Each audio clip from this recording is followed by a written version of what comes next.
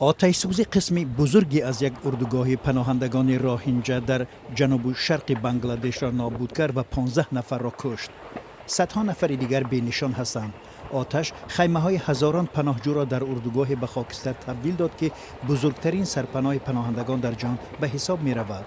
با آتش نشانها 8 ساعت لازم شد زبانهای بزرگ آتش را خاموش کنند.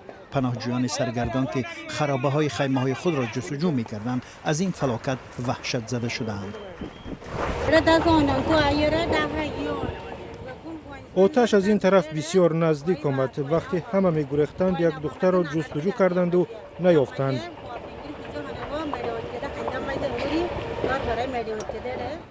تقریباً 1 میلیون نفر از مسلمانان راهینجا در یک اردوگاه عظیم پناهجویان در ناحیه کوکس بازار بنگلادش در وضع بد اقامت می‌کنند. اکثر آنها سال 2017 بعد سرکوب نظامیان از میانمار به اینجا گریختند.